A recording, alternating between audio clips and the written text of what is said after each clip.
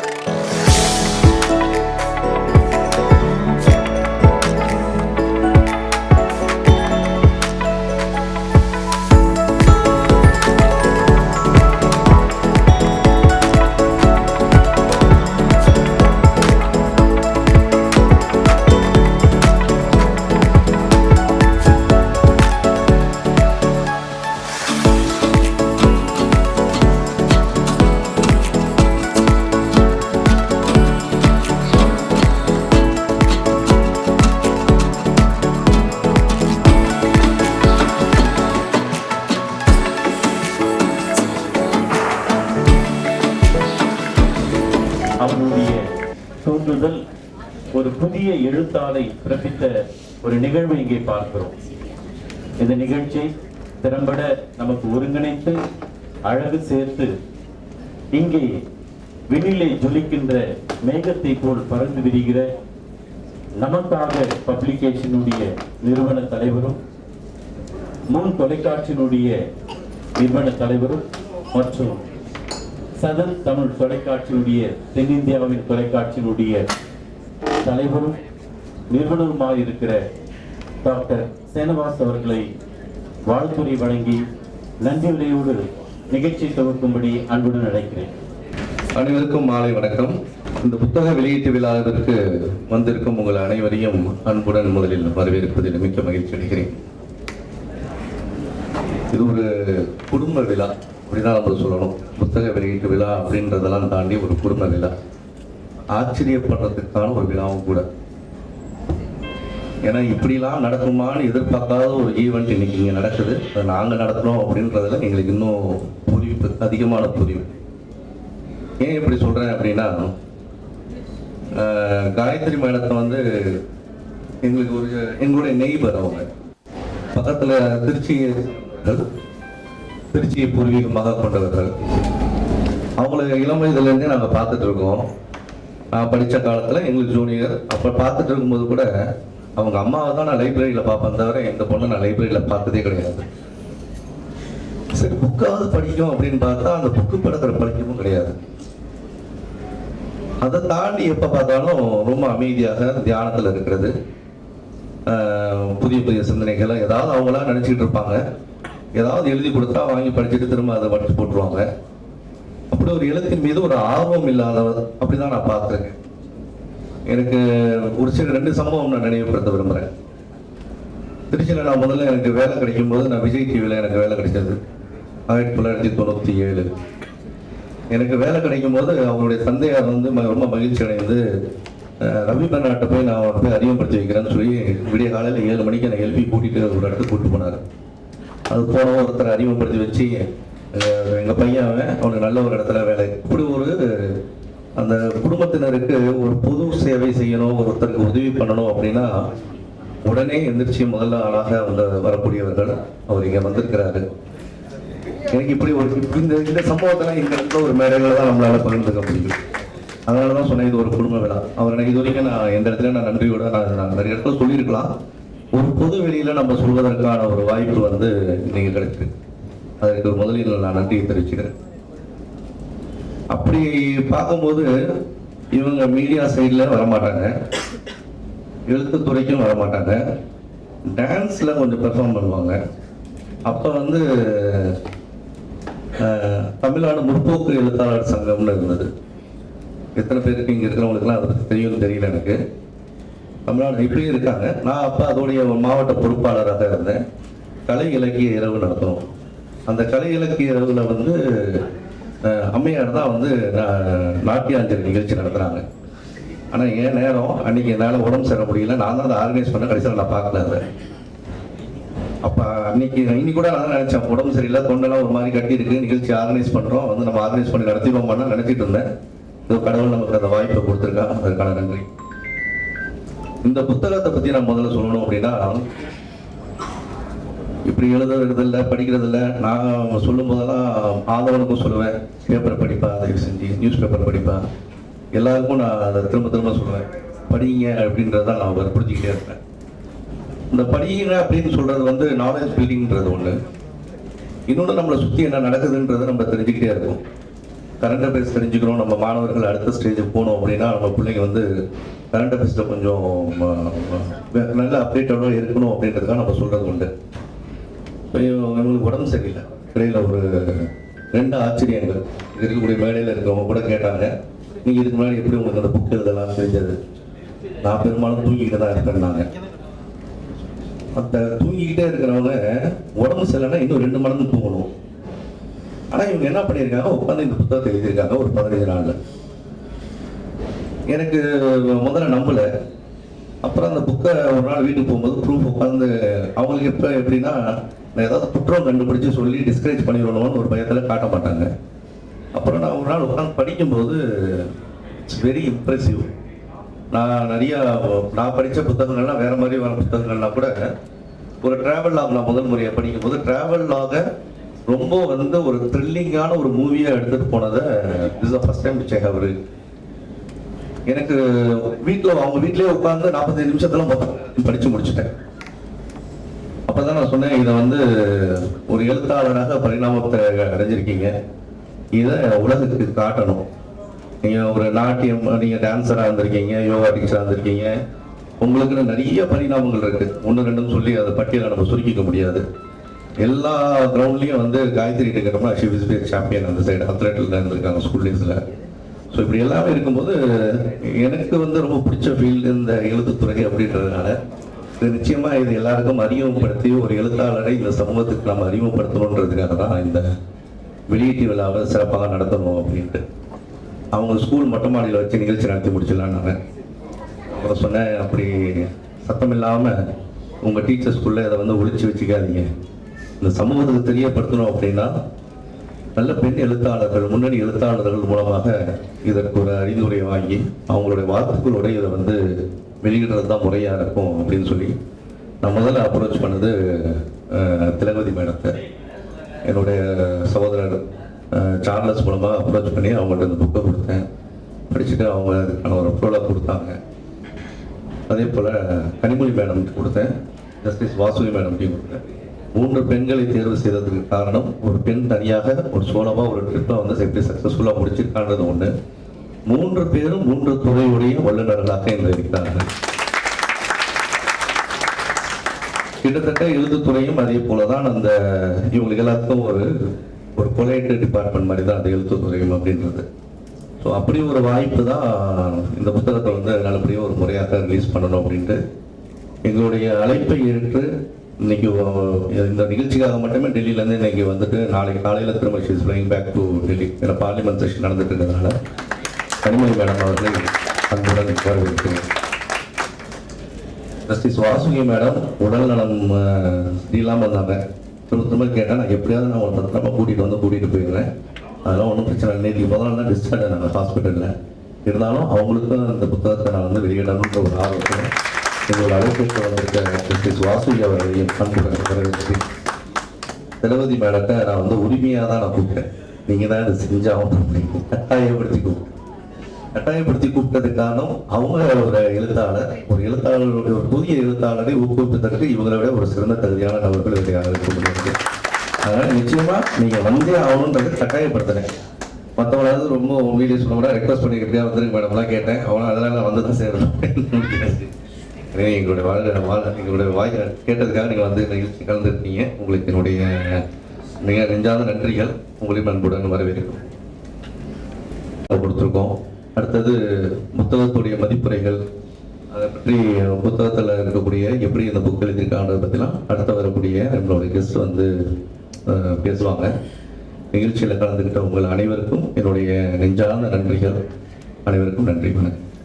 மாண்புமிகு பாராளுமன்ற உறுப்பினர் கனிமொழி சோமு அவர்கள் நம் மத்தியிலே உரையாற்றும்படி அவளை உங்கள் பலத்த கரகோஷத்தின் மத்தியிலே ஞான மாலை வணக்கம்.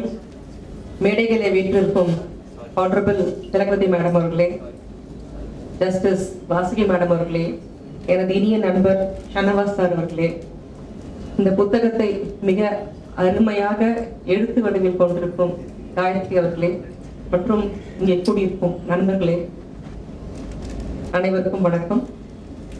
முதல்ல டாக்டர் காயத்ரிக்கு என்னோட மனமான வாழ்த்துக்களை தெரிவிக்கிறேன்.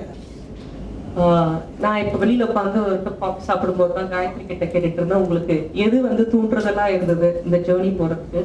திடீர்னு ஒரு நாள் நான் யோசிச்சுட்டு இருந்தேன், போகணும்னு ஃபேமிலி கிட்ட சொன்ன வர முடியாதுன்னாங்க. சரி, நான் தனியா கிளம்பி போயிட்டேன். ரொம்ப கேஷுவலா சொன்னாங்க. அந்த கேஷுவலான விஷயம் ஒரு புக்கு வடிவில் நீங்க படிச்சீங்களான்னு தெரியாது, பட் படிக்கும்போது உங்களுக்கு தெரியும். 2 புத்தகத்தை படிக்குமாறு இருக்கும். ஒண்ணு, அவங்களுடைய அந்த ஜேர்னில வரக்கூடிய எல்லா தொந்தரவுகள் எப்படி சிறப்பா போனாங்க, என்னென்ன இடையூறுகள் இருந்ததுன்றது ஒரு பக்கம் அழகா விவரிச்சிருக்காங்க. அங்க அவங்க என்னென்ன காட்சிகளை கண்டு ரசிச்சாங்கன்றத வந்து இன்னொரு பக்கம் சைட் பை சைட் பேரலா அழகா கொண்டு போயிருக்காங்க. இந்த புத்தகத்தை பார்க்கும்போது ஃபர்ஸ்ட் டைம் ரைட்டர் மாதிரி தெரியல, ஏதோ பழகின ஒரு ரைட்டர் வந்து ஒரு முதிர்ச்சியான ஒரு ரைட்டர் வந்து எழுதின மாதிரி உண்மையிலேயே அந்த புத்தகம் வந்து இருவழியும் இருந்தது. எனக்கு புத்தகத்தை வந்து நான் ஷனவாஸ் வந்து கேட்டப்போ அதோட PDF கொடுத்துருந்தாரு. இன்சிடென்டலி அதை ஃப்ளைட்ல தான் படிக்கிற மாதிரி ஒரு நிர்பந்தம் ஏற்பட்டுச்சு.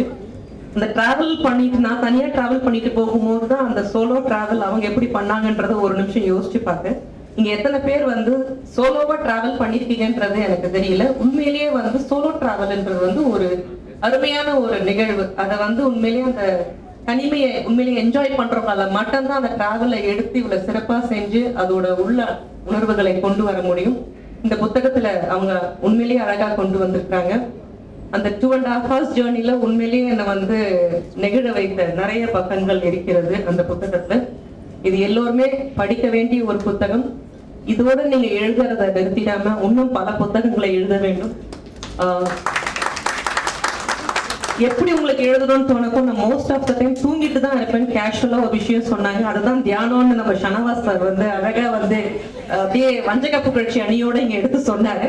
நான் தூங்குறதுதான் டாக்டர் எனக்கு ரொம்ப பிடிச்சது. 24 hours 25 hours தான் தூங்கியிருக்கேன்னாங்க. உண்மையிலேயே ஷனவாஸ் சார் பேசுனது உண்மைதான். அவங்க தியானத்துல இருக்கிறாங்க, ஆனா தூங்குறது அப்புறம் தான் நானும் உணர்ந்தேன். ஓகே, இதுதான் தூக்கம்னு சொல்றாங்க, அவங்க அது தூக்கம் கிடையாது, தியானத்துல தான் எடுத்துக்கிட்டேன். பட் உண்மையிலேயே இவ்வளவு சுறுசுறுப்பான நான் வந்து ஒரு முதிர்ச்சியான ஒரு காயத்ரியை இங்க எதிர்பார்த்தேன். இவ்வளவு யூத்தான ஒரு பர்சன், ஒரு ரைட்டரை நான் இங்க எதிர்பார்க்கல. இந்த புத்தகத்தை படிக்கும்போது இன்னும் உங்களுடைய எழுத்துக்கள் மிக உயர்வான இடத்திற்கு சேர வேண்டும் என்று கூறி வாழ்த்துக்களை கூடு. மீண்டும் சொசைட்டிக்கு நிறைய புத்தகங்களை உங்கள் மூலமாக எழுத்து வடிவமாக வர வேண்டும் என்று கூறி இந்த ஏற்பாட்டை சிறப்பாக ஏற்பாடு சனவாசருக்கும் நன்றியை தெரிவித்துக் கொண்டு விடைபெறுகிறேன். நன்றி, வணக்கம். முதல் பிரதியை நம்மளுடைய மாண்புமிகு பாராளுமன்ற உறுப்பினர் கனிமொழி மேடம் அவர்கள் வெளியிட முதல் பிரதியை எழுத்தாளர் முன்னாள் காவல்துறை தலைவர் திலகவதி மேடம் அவர்கள் பெற்றுக்கொள்ளுமாறு அன்புடன் கேட்டுக்கொள்கிறேன்.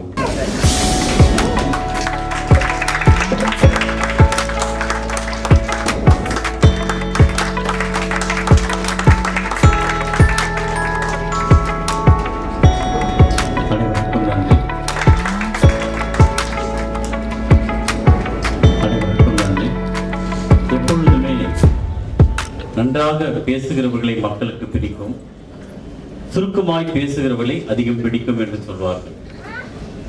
ஒரு புத்தகத்தை தலைகுனிந்து படித்தால் வாழ்வு தலைக்கும் என்பதற்கு உதாரணமாய் இருக்கிற மதிப்புக்குரிய காவல்துறை முன்னாள் தலைவர் அம்மா அவர்களை உரையாற்றும்படி அன்புடன் அழைக்கிறேன்.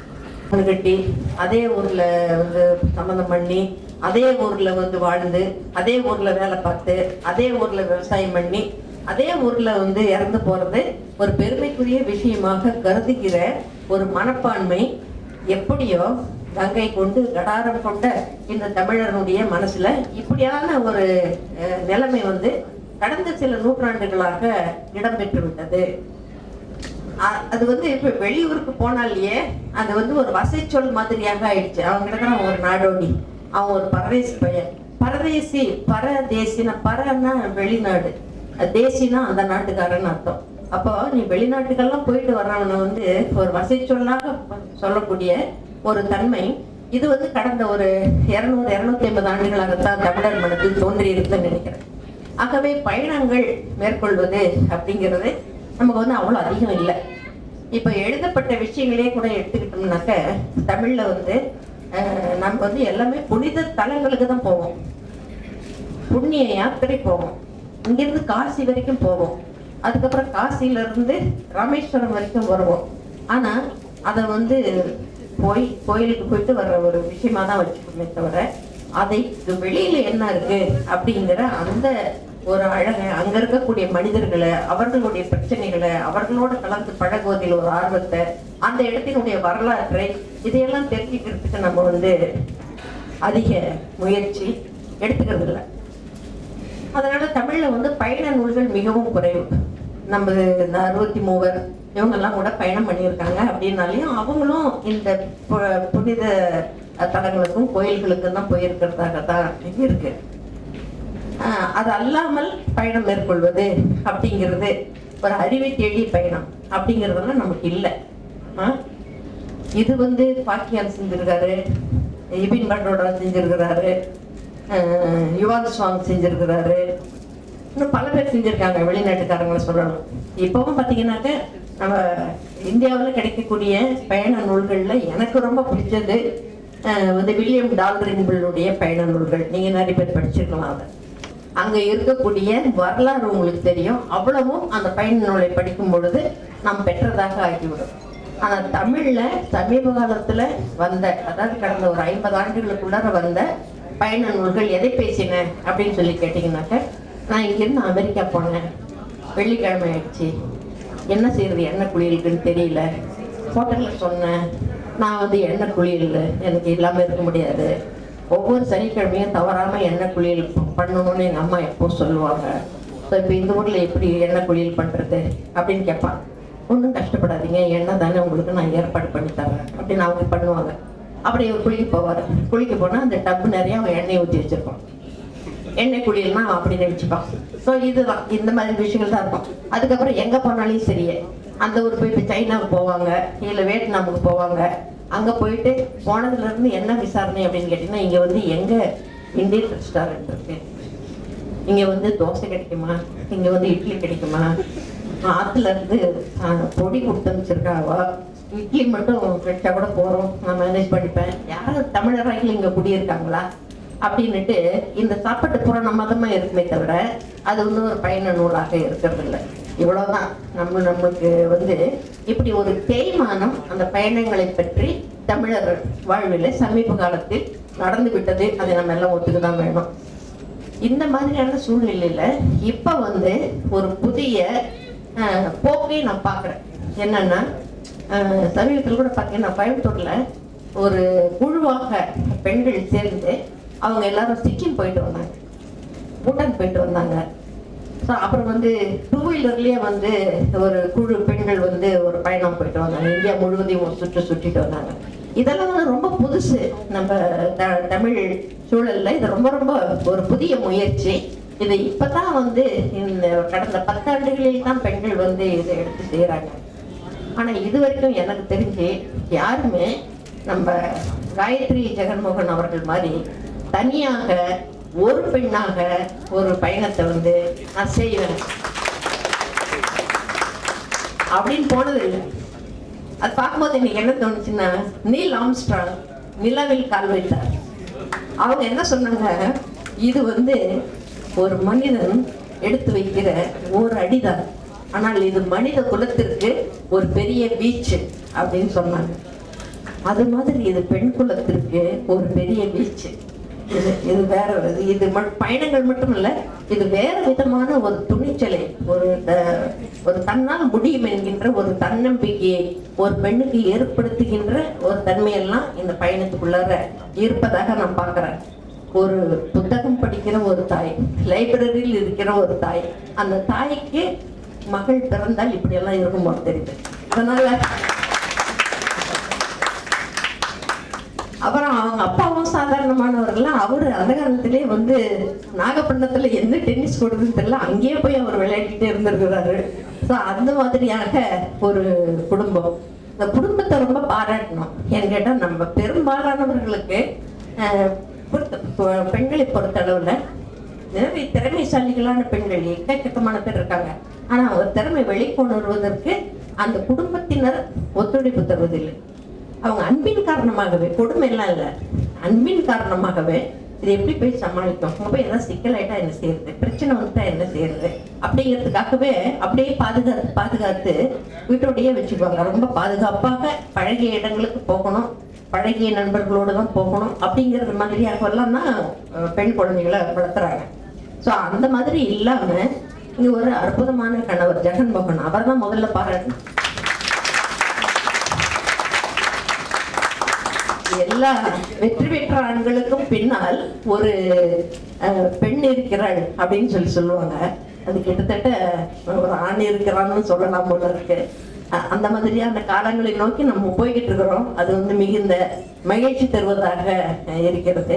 அவர் ஜெகன்மோகனை பாராட்டணும். இந்த காயத்ரியுடைய குடும்பத்தார் அனைவரையும் இதை அனுமதித்த, நீ போயிட்டு வாமான்னு சொல்லி இதுக்கு ஒரு முட்டுக்கட்டை போடாம இருந்த ஒவ்வொருவருக்கும் கை கொடுத்து கை குலுக்கி பாராட்ட கடமைப்பட்டவர்கள் நம்ம நினைக்கிறோம். நம்ம காயத்ரி அவர்கள் எடுத்து வைத்திருக்கிறார்.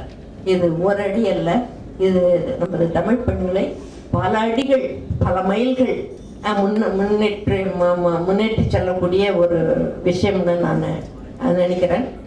காயத்ரியுடைய அந்த நூலை படிக்கும் போது எனக்கு வந்து ஒரு டைம் டிராவல் மாதிரி இருந்துச்சு. ஏன்னா அவங்க பயணம் பண்ண அதே பாதையில தான் நான் போயிருந்தேன். அதே இடம் தான், அந்த உத்தரப்படியாக அந்த கௌரி குண்டு, அதே டேரடூன்னு, அந்த இடங்கள் பூரா மறுபடியும் ஒரு தடவை ரீவிசிட் பண்ணது மாதிரியாக இருந்தது எனக்கு மனசுல. அந்த இடங்கள் எல்லாம் சில பகுதிகள் எல்லாம் படிச்சுட்டே வரும்பொழுது அப்படியே அந்த இடத்துல புத்தகத்தை நான் அந்த பிடிஎஃப் ஃபைலை வந்து அப்படியே மூடி வச்சுட்டு என்னுடைய பயணம், அது கொடுத்த அனுபவங்கள், அப்போ எங்க கூட இருந்தவங்க அவங்க எல்லாருமே நினைச்சுக்கிட்டு அந்த சம்பவங்கள் ஒன்னொன்னும் நான் நினைச்சிட்டேன். ஒரு இடத்துல அவங்க சொல்றாங்க, இப்போ இறங்கிட்டாங்க, ரூம் போடாம போறாங்க. உங்களுக்கு வந்து ஆன்லைன்லயாவது ஹோட்டல்ல ரூம் ரிசர்வ் பண்ணிட்டு தானே எங்களை போகணும். நம்ம உள்ளூர்ல போகும்பொழுது நம்ம அப்படிதான் திருச்சியில இருந்து சென்னை வந்தோம்னாலே ரூம் புக் பண்ணிட்டு தான் வருவோம்.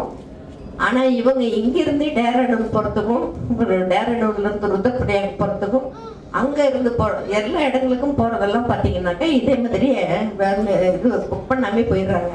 அப்புறம் அங்க போய் அந்த மேனேஜர் கிட்ட இவங்க பலவிதமான நவரச பாவனைகளையும் காமிச்சு அவங்க கிட்ட வந்து ரொம்ப கெஞ்சி, அப்புறம் ரொம்ப அவங்கள தன்னை கட்டி, அப்புறம் ரொம்ப வெளியிலன்னு சொல்லி, அப்புறம் நான் படம் வேண்டாம் கொடுத்துறேன்னு சொல்லி இப்படிலாம் சொல்லி 5 பேர் இருக்க வேண்டிய ஒரு ரூம் தாமா இருக்கு.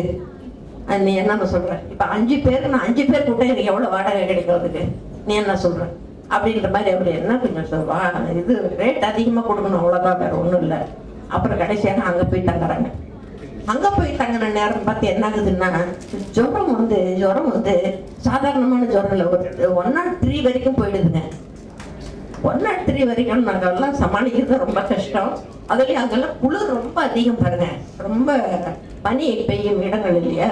ஸோ அந்த மாதிரி இடத்துல தன்னந்தனியாக போய் ஒரு பொண்ணு மாட்டிக்கிச்சுன்னா, ஏன்னா இது முதல்ல இருந்தே சொல்லுது, நான் என் பெட்டி எடுத்துட்டு போனேன், ஆல் எசென்ஷியல்ஸ் தேர்ன்னு சொல்லுது. அதில் மாத்திரை இருந்துச்சான்னு எனக்கு தெரியல. அது இருந்தப்பறம் தெரியல. ஏன்னா ஒரு லைன் கூட வந்து 103 டிகிரி ஜுரம் வந்துச்சுன்னா உடனே நாங்கெல்லாம் என்ன செய்வோம், டோலப்பர் எடு போடு, அவ்வளோதான் ஜுரம் போயிடும் அப்படின்னு சொல்லுவோம் நாங்கள். ஆனால் அந்த வார்த்தையே வரல. அதில் நான் வந்து நான் அவ்வளோ எசென்ஷியல், அப்போ அது என்ன எசென்ஷியல் அதில் இருந்துச்சுன்னு எனக்கு தெரியல. அது மாத்திரை கூட எடுத்துக்காம என்ன எசென்ஷியல் இருந்துச்சுன்னு தெரியல. அது மாத்திரையை போட்டதாகவும் தெரியல. ஆனால் எப்படியோ ஒன்று அது வந்து ரொம்ப ஏதோ ஒரு பெரிய, நான் தான் சொன்னேன் குணா நம்ம சிஸ்டர்லாம் சொல்லுவாங்கல்ல, நீங்கள் என்ன பண்ணீங்கன்னு கேட்டால் எல்லா சிஸ்டரும் சொல்லுவாங்க ஐ ஹேட் ஏ டிவைன் கால்னுவாங்க. அது மாதிரி இவங்க புத்தகம் முழுவதும் அந்த டிவைன் காலை பற்றி தான் பேசுகிறாங்க. ஸோ அந்த டிவைன் கால் வந்து அவங்களுடைய ஜுரத்தை சரிப்படுத்திருக்குன்னு நினைக்கிறேன். மறுநாள் காலையில் 4 மணிக்கு எந்திரிச்சு ரெடியாகிறாங்க. எந்திரிச்சு ரெடியாகி வெளியே வந்துடுறாங்க, வந்து பயணத்தை மேற்கொள்கிறாங்க. ஸோ இப்படியான அதிசய ஆச்சரியங்கள், நம்ப முடியாத பகுதிகள் எல்லாம் நிறைந்த ஒரு படிப்பாக அந்த புத்தகம் இருக்குது. மிக சுவாரஸ்யமாகவும் இருக்கிறது. ஆனால் நான் முதல்ல சொன்ன மாதிரி இந்த சுவாரஸ்யங்களை எல்லாம் கடந்து என்ன ரொம்ப வந்து சந்தோஷப்படுத்தின ஒரு விஷயம் என்னன்னா, ஒரு தனி பெண்ணாக துணிந்து இந்த மாதிரி இதுக்கு முன்னே அடிக்கடி போயிட்டு வர ரூட்டாக இருந்தால் பரவாயில்லைங்க, இது புதுசாக ஒரு பயணத்தை மேற்கொண்டு அவ்வளோ தூரத்துக்கு நம்ம இந்திய நாட்டினுடைய வட எல்லை வரைக்கும் போய் தொட்டுட்டு அவங்க வந்திருக்காங்க அப்படின்னு சொல்லி சொன்னால், அதுவும் இதெல்லாம் பார்த்தீங்கன்னா கேதார்நாத்தெல்லாம் போகும்போது எங்களுக்கு என்ன சொல்லுவாங்க, நீங்கள் போவீங்க, நடந்து போகலான்னு நினைப்பீங்க, ஆனால் நீங்கள் நடக்கணும்னு நினைக்கக்கூடிய அந்த தரை பார்த்தா உங்களுக்கு பனியெல்லாம் ரொம்ப கெட்டியாக்கி உறைந்து சாதாரணமாக உறுதியான தரை மாதிரி உங்களுக்கு காட்சி அளிக்கும். ஆனால் உங்களுக்கு தெரியாது, கீழே தான் ஆறு ஓடிட்டு இருக்குது. நீங்கள் கால் வைக்கிற இடம் வந்து நீங்கள் நினைக்கிற அளவுக்கு அவ்வளோ உறுதியான தரையாக இல்லாமல் இருந்தால் நீங்கள் உள்ளே போயிடுவீங்க, அப்படியே ஆத்திர அடிச்சுட்டு போக வேண்டியதுதான். ஸோ அந்த மாதிரி எல்லாம் எச்சரிக்கையெல்லாம் எங்களுக்கெல்லாம் தருவாங்க. ஸோ அப்படியான ஒரு ஆபத்துகள் நிறைந்த ஒரு பகுதி. இப்போ நாங்கள் போயிருக்கும்போது பார்த்தீங்கன்னா அந்த சாலைகள் எல்லாம் ஒன்றுமே சரியா இருக்காது. அந்த மலைப்பகுதியில் போகும்பொழுது திடீர்னுட்டு இந்த சைடில் இருந்து மலை சரிஞ்சு விழுந்துக்கிட்டே இருக்கும். பனிப்பாறைகள் விழும், பாறைகள் விழும், நாம் போகிற அந்த வண்டி வந்து டிஸ்டர்ப் ஆகும். அந்த மாதிரி டிஸ்டர்ப் ஆகி ஒரு ஐஏஎஸ் ஆஃபீஸருடைய வண்டியில் அவங்க தெரிச்சு பக்கத்தில் இருக்கக்கூடிய ஒரு குளத்துக்குள்ள விழுந்து இன்னுமே எடுக்க முடியல, அங்கே தான் இருக்கிறாங்க அவங்க குடும்பத்தோட அப்படின்னு எங்களுக்கு காமிச்சாங்க. ஸோ அவ்வளோ அபாயகரமான ஒரு பகுதி தான் அது. ஸோ அந்த பகுதியிலெல்லாம் இவங்க வந்து துணிச்சலாக பயணம் செஞ்சுருக்காங்க அப்படிங்கிறது ரொம்ப பாராட்டுக்குரிய ஒரு விஷயம். ஆகவே காயத்ரி அவர்களை பாராட்டி இந்த மாதிரி மேலும் பல பயணங்களை அவர்கள் மேற்கொண்டு மேலும் பல நூல்களை அவர்கள் தர வேண்டும் என்று சொல்லி அவருடைய குடும்பத்தாரையும் குறிப்பாக ஜெகன்மோகன் அவர்களையும் பாராட்டி அமைகிறேன். மாண்புமிகு KBK வாசுகி அம்மா அவர்கள் உரையாற்றும்படி அவர் அன்பாய் கேட்டுக்கொள்கிறேன். அவளிடத்திலே நானும் சேனவாசார் அவர்களும் அழைக்க சென்ற பொழுது வியந்த ஒரு விஷயம் அவருடைய புன்னகை முகம் தான். உண்மையாகவே அவர்களை பார்த்தவுடன் இவர்கள் உண்மையாகவே ஒரு நீதியரசரா அல்லது அருட்பெரும் ஜோதி தன்பெரும் ஜோதி என்று சொல்வதை போல ஒரு மலர்ச்சி ஜோதி அவர்களை பேச அன்புடன் அழைக்கிறேன். எல்லோருக்கும் இனிய மாலை வணக்கம். இது ஒரு புத்தக வெளியீட்டு விழா. என்னை பொறுத்த ஒரு சிறப்பான விழா. சிறப்பானது நான் ஏன் சொல்றேன்னா, ஒரு புதிய இளம் பெண் எழுத்தாளரை ஊக்குவிப்பதற்காக 3 துறையைச் சேர்ந்த 3 பெண்களை அழைத்து ஷானவாஸ் அன்பு சகோதரர் ஷானவாசார் என்ற ஆனால் நடத்தப்படும் விழா இது. அதுக்காக நான் வந்து முதல்ல அவருக்கு ஒரு நன்றி சொல்லிக்கணும்னு விரும்புகிறேன். அடுத்து நான் இந்த விழாவில் நான் நன்றி சொல்ல முதல்ல நன்றி சொல்லணும்னு நினைக்கிறது, காயத்ரி பற்றி பேசுறதுக்கு முன்னாடி காயத்ரியுடைய மிஸ்டர் ஜெகன்மோகன், அப்புறம் காயத்ரியுடைய சன் ஆதவன். ஏன்னா 2 பேருமே அவ்வளவு ஒரு அட்ஜஸ்ட் பண்ணி அவங்கள அவங்களுடைய அந்த விருப்பத்துக்கு தடை போடாம நீங்க போயிட்டு வா, நாங்க பாத்துக்கணும் எல்லாமே அப்படின்னு சொல்லி அனுப்பிச்சிருக்காங்க. அந்த ஒரு விஷயத்துக்காக அவங்க 2 பேருக்கு முதல்ல நம்ம நன்றி சொல்லணும். அவங்க 2 பேர் தரப்புல எந்த ஒரு தரப்புல இருந்து ஒரு தடை வந்திருந்தாலும் அவங்களால இதை சாதிச்சிருக்க முடியுமா அப்படிங்கிறது சந்தேகம். மேடம் சொன்னது மாதிரி ஒரு ஆணின் வெற்றிக்கு பின்னால் பெண் அப்படிங்கிற மாதிரி ஒரு பெண்ணுடைய வெற்றிக்கு பின்னால் மொத்த குடும்பமே இருங்க அப்படிங்கும்போது நான் ரொம்ப சந்தோஷமா இருக்கு. முதல்ல அவங்களுக்கு கிடைச்ச இந்த நல்ல குடும்ப சூழ்நிலை தான் அவங்களுக்கு முதல்ல கிடைச்ச ஒரு டிவைன் ஹெல்ப் நான் நினைக்கிறேன். நான் அங்க ஆரம்பமான அந்த டிவைன் ஹெல்ப் அவங்களுக்கு கடைசி வரைக்கும் வீட்டை விட்டு கிளம்பி போனதுல இருந்து அங்க போய் அவங்க பிரயாணத்தை முடிச்சு திரும்பி மறுபடியும் வீட்டுக்குள்ள வர்ற வரைக்கும் அவங்களுக்கு தொடர்ந்து இருந்திருக்கு. அந்த புத்தகத்தை படிக்கும்போது நமக்கு தெரியுது. அவங்க கிட்ட கேட்டப்ப சொன்னாங்க, எப்படி இந்த மாதிரி முதல்ல உங்களுக்கு எப்ப இந்த எண்ணம் வந்தது இந்த மாதிரி ஒரு பயணம் போகணும் அப்படின்னு நினைச்சப்ப அவங்க சொன்னாங்க 30 வருஷத்துக்கு 15 வருஷம் ஆகும், எனக்கு 10 வருஷத்துக்கு மேலே இந்த மாதிரி போகணும்னு தோணிட்டு இருந்தது அப்படின்னாங்க. நிறைய பேர் இப்ப டிராவல்ல போறாங்க. பெண்கள் எல்லாரும் சேர்ந்து மேடம் சொன்ன மாதிரி சேர்ந்து போறது இப்ப நிறைய பழக்கமான விஷயம் தான். நமக்கு டிராவல்ஸ்ல போறாங்க, இல்ல சேர்ந்து ஃப்ரெண்ட்ஸா சேர்ந்து எல்லாரும் போறாங்க. பட் ஒரு தனியா போகணும் அப்படின்னு உங்களுக்கு எப்ப தோணுச்சு அப்படின்னு கேட்டப்ப அது ஏதோ எனக்கு ஒரு இன்னொரு வாய்ஸ் வந்துகிட்டே இருந்து போகணும்னு நினைச்சுக்கிட்டே இருந்தேன். முதல் நாள் ராத்திரி ரொம்ப என்னால் அதை ரெசிஸ்ட் பண்ண முடியல. ஸோ முதல் நாள் ராத்திரி முடிவு பண்ணி வீட்டில் பர்மிஷன் கேட்டு அடுத்த நாளோ எல்லா ஏற்பாடும் பண்ணி அவங்க போறாங்க அப்படின்னா அது பெரிய விஷயம். அந்த தனிமை பயணம் தான் அவங்களை இன்னைக்கு இந்த புத்தக வெளியீடுலாம் அவங்களை ரொம்ப சிறப்பு கௌரவிக்கணும்னு எல்லாத்துக்குமே தோணி இருக்குது. எல்லாருமே இப்போ பயணம் போறாங்க, எல்லாருமே போய் வேடங்களை பார்த்துட்டு வர்றாங்க. தனியா போய் இந்த மாதிரி அதை பத்தின ஒரு அழகான புத்தகத்தை எழுதி அவங்க வெளியிட்டு இருக்கிறது தான் அவங்களுடைய சிறப்பான இந்த நிகழ்ச்சியின் சிறப்பு தன்மை அப்படின்னு நான் நினைக்கிறேன். நான் அவங்க அந்த புத்தகத்தை ஃபுல்லா படிக்கும் போது அவ்வளவு ஒரு ஆச்சரியமா இருந்தது. அவங்களை பார்த்தப்பே நான் ரொம்ப ஆச்சரியப்பட்டேன். நான் ஏதோ கொஞ்சம் பெரியவங்களா இருப்பாங்க, காயத்ரினா எப்படின்னு எனக்கு ஒன்றும் புரியல. பார்த்தோன்னே எனக்கு யாரு காயத்ரி வேற யாரும் நினைச்சுக்கிட்டேன். பார்த்து ரொம்ப ஆச்சரியமா இருந்தது. ஏன்னா இவ்வளவு ஒரு சின்ன வயசுல அப்படி ஒரு தைரியம் வந்ததே பெரிய விஷயம். அது எவ்வளவு அட்ஜஸ்ட்மெண்ட்ஸ் அந்த போறதுக்கு முன்னாடி அவங்க முதல்ல எழுதியிருந்தாங்க, without any reservation and without any preparation அப்படின்னு. அது ரொம்ப நிறைய தைரியம் வேணும். அது அவங்களை அப்படி வித்தவுட் ப்ரிப்பரேஷன் வித்தவுட் ரிசர்வேஷன் அனுப்புறதுக்கு அவங்க வீட்டுல இருக்கிறவங்களுக்கு ரொம்ப தைரியம் வேணும். அவங்க சொல்ல மாதிரி அவங்க அம்மா அப்பா எல்லாருமே அவ்வளோ ஒரு சப்போர்ட்டிவா இருந்திருக்காங்க. அதுக்கு அவங்களுக்கு முதல்ல எல்லாத்துக்கும் தேங்க் பண்ணணும். அதே மாதிரி அவங்க முழு புத்தகத்தையும் படிக்கும் பொழுது எவ்வளவு இடங்களை, எவ்வளவு அட்ஜஸ்ட்மெண்ட்ஸ், எவ்வளவு இடையூறுகள், எவ்வளவு இன்னல்கள், அதையும் மீறி அவ்வளவு ஒரு வெற்றிகரமா அந்த பயணத்தை முடிச்சுட்டு வந்திருக்காங்க. ஒவ்வொரு இடங்களையும் அவங்க எல்லாத்தையும் மென்ஷன் பண்ணி எழுதியிருக்காங்க. அவங்க வீட்டுல அந்த குக்கு ஒருத்தர் அவங்க எப்படி கரெக்டான டயத்துக்கு சேர்ந்தாங்க, அவங்க வந்ததுனால எப்படி அவங்க ஒரு ரிலீவ்டா அவங்க எல்லாம் பார்த்துக்குவாங்க அப்படின்னு போயிருக்காங்க. நம்ம வீட்டுல எல்லாத்துக்கும் லேடிஸ் இது எல்லாத்துக்குமே தெரியும். இப்பெல்லாம் இந்த டொமஸ்டிக் ஹெல்ப்ங்கிறது ஒரு யூனிவர்சல் ப்ராப்ளம் மாதிரி. எல்லாத்து வீட்லயும் யாரை கேட்டாலும் ஐயோ ஆளே கிடைக்கலைங்க, அவங்க வீட்டுக்கு சரியா வர மாட்டேங்கிறாங்க, வந்தாலும் சரியா வேலை பண்ண மாட்டேங்கிறாங்க அப்படிங்கிறது இது பொதுவான ஒரு எல்லாத்துக்கும் இருக்கிற ஒரு ப்ராப்ளம்.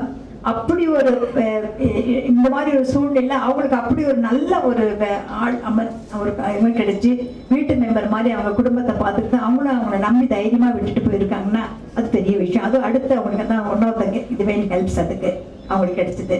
அது மாதிரி அவங்க எல்லாத்தையும் மென்ஷன் பண்ணி எழுதியிருக்காங்க.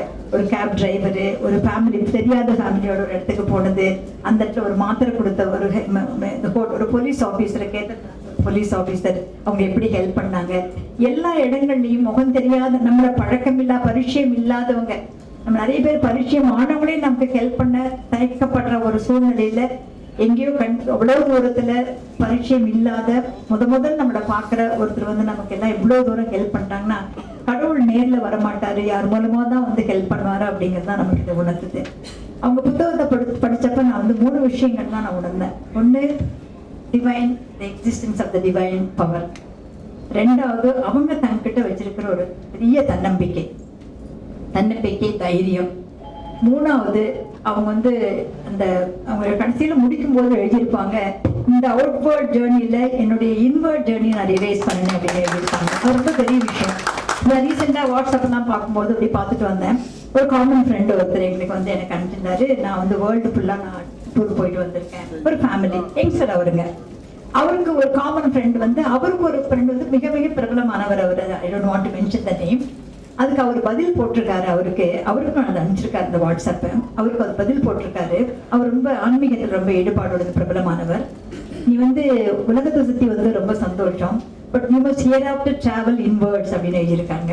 அதை படிச்ச பிறகு அதுதான் ஞாபகம். எல்லாருமே செய்ய வேண்டிய விஷயம் அது ஒண்ணுதான். we should just be travel inward to realize our அந்த சோல் கர்ம சோலை உணரணும்னா அதான் பண்ணணும். டிவைன் பவர் நிஜமாலுமே உணரணும்னா அந்த இன்வர்ட்ஸ் டிராவல் ரொம்ப ரொம்ப முக்கியம். ஸோ நான் ஒன்று சொல்லிக்க விரும்புகிறேன். காயத்ரிக்கு என்னுடைய மனமார்ந்த பாராட்டுதல்கள். காயத்ரி இன்னும் அவங்களுக்கு எதப்ப அடுத்தடுத்து நிறைய அவங்க வந்து அடுத்தடுத்து பிரயாணம் செய்து தன்னந்தனியாக தான் பண்ணணும்னு அந்த ரொம்ப கீனாக இருக்காங்க. அந்த நிறைய திட்டங்கள் வைத்திருக்காங்க.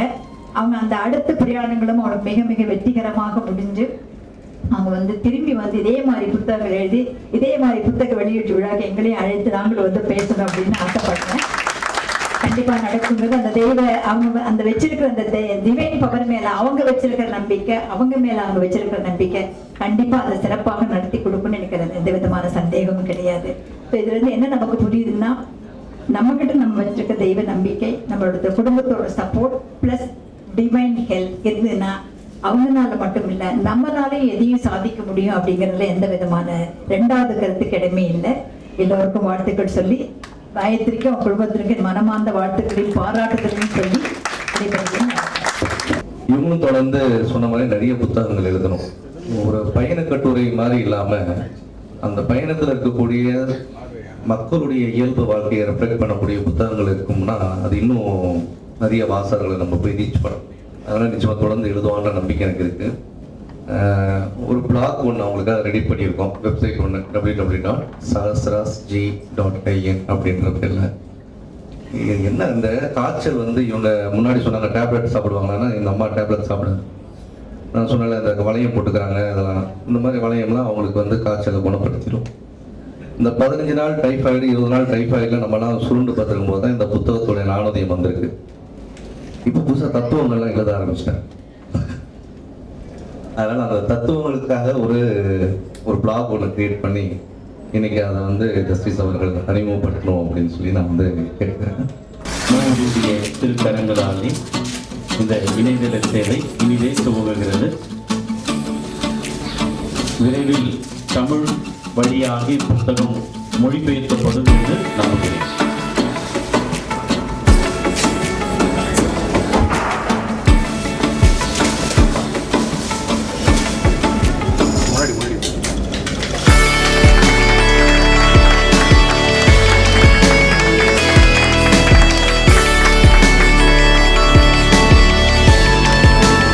சொல்ல மறந்துட்டேன், முக்கியமாக அதை சொல்லணும். ஒரு பக்கத்து வீட்டில் குடியிருந்த ஒரு பெண் அப்படின்ற அளவோட இல்லாமல் ஒரு ஷானவாஸ், ஒரு காயத்ரி, இவங்க போகிறது வந்து புனித பயணம். ஆனால் அவர் அதுக்கான ஒரு நூலை வெளியிடுறாரு. அவர் வந்து என்னுடைய ஆஃபீஸில் உட்காந்து அவ்வளோ நேரம் பேசியிருக்கா அப்படின்னா நான் இப்போல்லாம் எங்கேயுமே ஃபங்க்ஷன்ஸ்க்கு எதுக்குமே போகிறதே கிடையாது. இந்த குணாவையும் இந்த ஷானவாஸ் தான் இதுக்கு நான் வந்தேன். கடைசியாக ஒரே ஒரு விஷயம் சொல்லணும்னு நினைக்கிறேன். தனியாக பயணம் போகிறது ஒரு எவ்வளோ தூரத்துக்கு சேலஞ்சிங்காக இருக்குது. குடும்பத்தோடு போகிறது அது வேற விதமான சேலஞ்சிங்காக இருக்கும். அதனால காயத்ரி வந்து அதுக்கெல்லாம் பயந்துக்க கூடாது. ஒரு முறை குடும்பத்தோடய சேர்ந்து போயிட்டு வரணும். தனியாகவே போயிட்டு ஜாலியாக வரலாம்னு நினைக்க கூடாது. குடும்பத்தோடு போயிட்டு வரணும். அதெல்லாம் தேங்க்யூ. நூல் ஆசிரியர் அவர்களை உங்கள் பலத்த கரகோஷத்தின் மத்தியில் அன்புடன் அழைக்கிறேன்.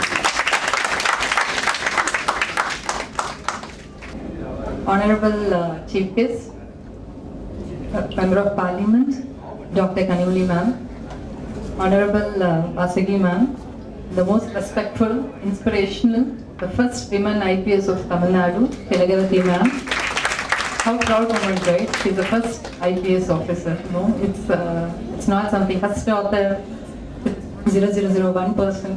100% we need to appreciate a woman who is coming from down south, has gained and has been very successful as a IPS officer. So please welcome ma'am and thank you for coming. It's my sincere gratitude to one and all present here, especially to the dignitaries present here for accepting our invitation and to be present here, to joining with us at the launch. I'm so grateful to you ma'am. So lots of feedbacks from everyone and very few have read this book. I think almost 5 to 6 people have read this book and given a very great comments for that. And I'm so grateful and I should confess one thing, that whatever Shano has said is right. Like, I have not been to any library. I have not read any single book, not even subjects book.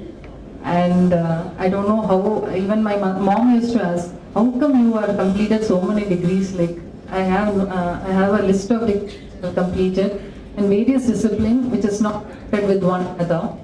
But still, I don't know how. I think it's again the cosmic energy which has supported me in gaining the knowledge, whatever it is. So whenever any book is there, I generally read the preface. Not read a book beyond the preface, but what I generally do, Asha, read the book. But I will suggest you one thing, like when you surrender yourself, because when you read a book, it has so many things. That's what I believe. Because when you read, you perceive a book in a different way, but the writer would have written in his own perception. He will have some idea of writing. Maybe the language you can understand the meaning of the words, but not the feeling or emotions attached to it. So what generally I suggest to people, I suggest to my students, or I suggest to my teachers, many readers are there, but I don't see them reading the preface, or I don't see them knowing who is the author of that book, or not much importance given to the author. But when you surrender yourself, however age they are, okay, so when you surrender yourself to the author, you get the real essence of the book. And you get to learn completely in his perception, not that you just understand only the meaning of the book. I would like to read about few comments, few feedback. And first of all, I would like to thank Thilagavathi ma'am for reading it completely and given me the prologue. And it's her greatness that, and she has mentioned that, how can I not call it as a thriller? The theme runs through the whole book is one of the positivism. Believe always positive energy, and I believe in a cosmic energy, and I don't take tablets, ma'am. Vaccinated my son, and I believe, because even when my son has a temperature of 104, he accepts not to take any tablets, and he also recovers from the fever, and that's how it is. And in the school, almost he has got full attendance all the year, and every year he gets full attendance. And being in this generation kids, it is very tough for him. That's a belief he has got. He too gets fever. Even Friday night he gets a fever, means Sunday night he will recover, and Monday morning he'll be perfectly fine going to the school. Even when he has even sometimes my mom used to say, NDP, temperature, I will never compromise, I never give up. That belief I still have in nature. Even for my son, I don't give up. And he also accepts it, and he also have patience, because once Vasagi ma'am said, it is not that everyone understand cosmic energy, but persistence is very important. When you consistently believe and when you trust, even in the worst phase, you will definitely get the support. I would like to tell a small thing which happened recently. Actually, my sister-in-law, she operated her 1 year with a doctor 18 years back, and she strongly believed only that doctor can cure her, and she wanted to get operated the next year only with him. So she wanted that. I tried to get his name, everything, but she was not able to remember anything. She didn't have any report, all that. But I somehow convinced her, taking it to 2 to 3 doctors, I convinced one point of time, let us do the operation, it is more priority.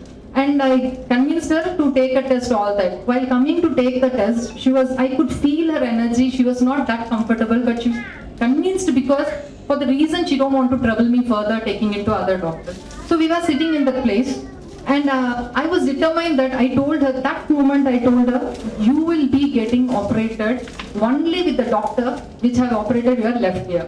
And this is going to happen. Trust me, I will find out the doctor. You say that the second name is Kumar. So how many doctors will be there above 60 years as an ENT specialist? It should be in between 10 to 15. So we will get appointment from all the doctor, and definitely you will get cured only with that operation. One doctor you will do that operation. Can you believe? The very moment one person sitting just in front of us, she should be around 65 years, she overheard us and she said, I'm sorry I overheard you, like I heard whatever you were talking, and I just want to tell you that my doctor ends with Kumar, can you check whether is this a doctor? I immediately browsed the photo of the doctor, and that doctor's photo was what he has taken some 18-20 years back. And when we got an appointment and when we went to the doctor, we could realize that if in case he has put the present photo, we would have definitely not gone with the doctor, because the entire transformation was there in the doctor. So it is a miracle. Everyone updated, right? He's such a famous doctor from Alvapet. Okay, such a famous doctor who has not changed his photo in the website. It is just what he has taken 20 years back. So this is miracle. Miracle happens when you believe. And for everyone's life, miracle happens. Only thing, we don't notice it, we don't acknowledge it. When you notice and when you acknowledge, you will have 1,000 chances to thank God. And when you have that gratitude towards God, and when that happens only when you acknowledge. See, when people don't say thank you to you, when you are doing some help to them, you will not feel like helping them. Even though you are so good-hearted, you will not feel like helping them, right? The same way, you should acknowledge and appreciate the divine and thank divine for everything, whatever the divine has given. And I would like to read out few lines which is so impressive, and this really made me to feel okay, because writing is a powerful tool, you know, it's a sharp tool which can motivate the people, which can even foster happiness, and at the same time it can elicit some provoking responses from people, right? But Kanmani ma'am's comment really made me to feel that I should be a responsible writer, creating a lot of, inspiring people to unleash their utmost potential. So I would like to read out those lines. I feel fortunate to have this book presented to me. Having read such a travelogue, I have no hesitation to prescribe this book as general medicine to cure fear, insecurity, and other evils in the minds of the people. Doctors like me sometimes do prescribe a good book than a stress first tablet. This book is one such. So this was her comment. I was so moved. I could feel myself so responsible, and thank you so much for this comments, ma'am. And our Justice Vasudhi ma'am's comment was just like watching a film. The movie is presented nicely, narrating the entire travel scene by scene. This really moved me a lot, and it evoked as she said, it's evoked cinematic experiences. One thing I was very much sure that I should not read, deliberately I should not read. So though I don't read, at least before writing I should have referred, right? But I decided not to read any of the travelogue, because I just wanted to give from in depth of my knowledge, like depth of my heart. I want to ensure that it should be a genuine book of my story and travel. And ma'am was saying, and this I would like to tell you before this book I have written, because as ma'am said that the family has accepted, yes, I was so grateful to that, but I didn't give them a chance even to think, because a day before I decided, the next day I moved. So they had a night time, so they couldn't say no to me. And as Thilagavathi ma'am said, I always go only with my family, never been alone. It's my first trip, at least yearly thrice we go, and always it is with the family. Even this time, since it was a month of May, I requested my son to travel with me, or even Jagan, but no one was ready to travel with me, and I was forced to, because I couldn't resist myself. That's the only reason I traveled alone. And after traveling alone only, I decided I should travel alone in future. Because as ma'am said, Vasudhi ma'am said, you have to travel inward more than what you are traveling outside. It's inward journey is more important. And the inward journey you get it only if you are in silence. And this silence you can never get it in beside having your close and dear ones next to you. So at least it's not that you need to travel, but I believe every human should have at least few hours in a week to remain silent. Silent means without thinking, without having gadgets, without watching, without having anything in the mind. Just be silent. Just be a witness of that moment. That's it. Just watch out the moment. Allow it to pass every second. without anything. So that silence at least we can give to have a inward travel, and at least you can make a point that at least 15 minutes in a day I'll be silent without doing nothing. So because the toughest task in any human's life is to stay without doing anything. Doing nothing is the toughest task, I believe, because can you be without doing anything, without running anything in your mind? Can you be without having gadgets? Next moment we'll be looking for the gadgets, the next moment we'll be thinking what others are doing. No, every time it's always outward. To have an inward, you should have silence within yourself, and that silence you will get only when you isolate yourself at least for a few minutes every day. But purposefully you try to do it, long time you'll be able to do it for hours, and then because maximum, even I have been 21 days in silence in holidays. I'll be in complete silence without gadgets and things. So I think I got a call to end my speech, I believe. So I will just thank you so much for all for being here, and thanks for the time. Last but not the least, I would like to thank Mr. Shanavas, who always criticize me for anything, but this time, actually when I started writing, see, this is a miracle of this book, started from there. While writing the book, I don't know, somehow it got struck, I'll show this to anyone, but not to Shanavas. But he was the first person to read the book. It's a miracle.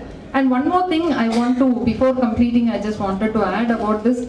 Actually, when I started thinking, I was not feeling well that is the only month I was not feeling well. Maybe God has decided me to write this book, because that was the 15 days time I had an opportunity to rest completely without even going to the school. And that 15 days I thought I will use it something meaningful to it. So to add that meaning, I started writing, and initially when I started writing, I wanted to document my experience and journey for my own future daughter-in-law, and I thought I'm going to share it with my grandchildren. That's how I started writing it. But as I started writing, I could realize that, okay, this is going to be a value of wider audience. So that's how I thought I'll write it as a book, and with Shanava's support, I think it is still the miraculous journey is continuing its magic, and it's going further, and these wonderful women, beautiful, wonderful and energetic women are there for my support. That itself is a great thing for me. It's still, again, that's what the magic is continuing, and it's continuing, and magic happens in everyone's life. Please be in silence, be in stillness. You will understand the magic is always ready to help you. The nature is always there to help you, support you, guide you, direct you to the right way, wherever you want to reach. Enjoy the journey, don't think of the destination, because every moment is precious. We are alive, that itself is the best miracle that's happening in this world now. So thank you so much for the time. Thank you so much, ladies, and they are so wonderful. I was so amazed and moved by Vasudhi ma'am, like she's not shown for her age, and that humbleness, what we see with them is what carried away today. Every day it's a takeaway for us, and today every women are successful in their own way, but these people are also successful. One good thing I've taken from them is the simplicity and the nature to acknowledge and appreciate a fresh writer like me. I'm so thankful and grateful to you, ma'am. Thank you so much for it. முதலாவதாக மாண்புமிகு D. Somu அவர்களுக்கு, பாராளுமன்ற உறுப்பினர் அவர்களுக்கு நினைவு பரிசு வழங்கப்படுகிறது.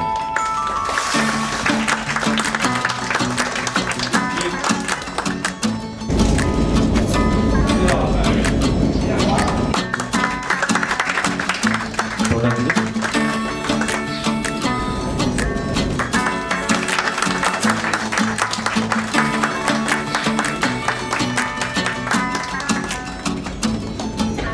நினைவு பரிசு பசுமை தள்ளி செடி வாழ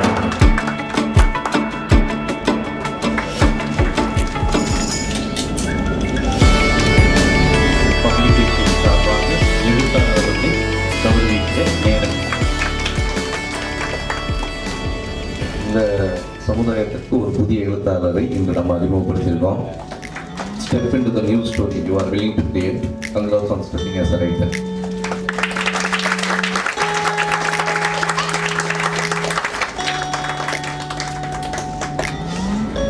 ஸோ இன்னைக்கு ஆதவன் வந்து ஒரு 2 நிமிஷம் பேசணும்னா செகண்ட்ஸ் கவுண்ட் பண்ணிட்டு இருக்கான். இப்போ வந்து பேசுவார். வாங்க.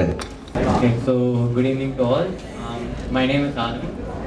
So I'm very happy and proud to deliver this speech today. So for the first time when my mom brought up the idea of writing a book, I genuinely laughed and thought she was joking. But I never thought that she would get such a masterpiece which is in par with an elite writer. And I would like to emphasize the fact that she was extremely sick while writing this book. And she dedicated most of her time on this book rather than taking care of herself. So this shows her hard work and dedication towards the hobby of writing. And it turned out into something so beautiful that even mesmerized a lot of great people. I'm very proud to say that I'm so grateful to have such a wonderful mother, and I always root for her success. So before I end my speech, I would like to give a small glimpse about the book Sacred Steps. So Sacred Steps is an outstanding book. I would recommend everyone to read it. So she portrays each and every one of her experience and adventures in Himalayas. And the book is a super magnet. To be honest, it's a super magnet which attracts everyone more and more every single time they turn a page. So yeah, have a great time reading this book. I love you, Mom, and thank you everyone. Thank you everyone. Happy evening. And we take this moment to thank our chief guests and all our visitors, friends and family members. Thank you very much for coming. And madam சொன்ன மாதிரி உலகத்தில் ஒரு கணவர் தான் இருக்கான்னு இல்லை, எல்லா கணவரும் நல்லவங்க தான். ஸோ ஒவ்வொரு மனைவியும் கணவனை எப்படி பார்க்குறதுன்றத பொறுத்து தான் இருக்குது. மேடம் சொன்னாங்க இந்த மாதிரி நிறைய நீங்கள் வந்து தொடர்ந்து முயற்சிகளை பண்ணும்போது உங்களுக்கெல்லாம் உதவி பண்ணணும். அதை நான் கோர்வையாக சொல்கிறேன். நிறைய பெண்கள் வந்து நமக்கு ஒரு விதி இருக்குது, அதை தாண்டி வர்றது கஷ்டம் அப்படின்னு நினைக்கிறாங்க. அது ரொம்ப தவறானது இல்லைங்களா? ஸோ நம்ம முன்னோர்கள் இதை சரியாக சொல்லியிருக்காங்க. எப்படி சொல்லியிருக்காங்கன்னா, தெய்வம் கடவுள்னு ஒன்று இருக்குது, அதுதான் இப்போ டிவைன் சொல்கிறோம் சயின்ஸில். பட் பக்தி உள்ளவங்க அது கடவுள்னு சொல்கிறாங்க. அதை நம்பலாம், கண்டிப்பாக அது கை கொடுக்கும்.